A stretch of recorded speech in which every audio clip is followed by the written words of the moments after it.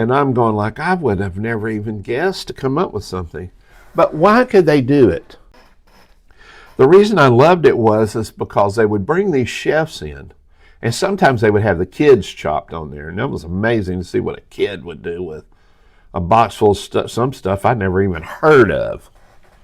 But they would give them this mystery box of this basket of ingredients, and they'd say, all right, now you got to make an appetizer, and then the main course, and then a dessert. There's 3 levels, and they would chop somebody at each level and send them home till you got down to the final 2 who are competing for the $10,000.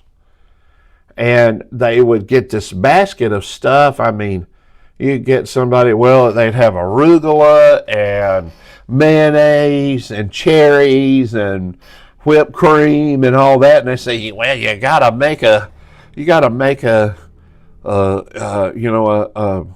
main course out of this stuff. I'm sitting there going, I wouldn't even know where to begin.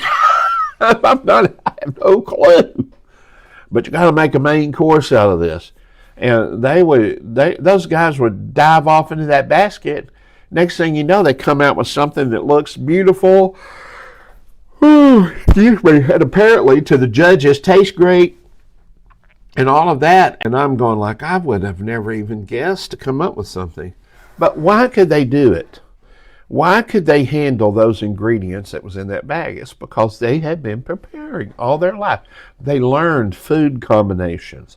They learned what flavors went with what seasoning. They had all of this knowledge so that when they were handed this situation, they could pull up on this knowledge they had. And this is why the Bible says, in all thy getting, Proverbs says, get wisdom, get understanding, get knowledge. And even pay for that knowledge, it says. Because that prepares you for the basket of life you're going to get thrown. And you may not know all the ingredients or what you can, but you'll be able to pull upon the wisdom and the knowledge. This is why it's so important.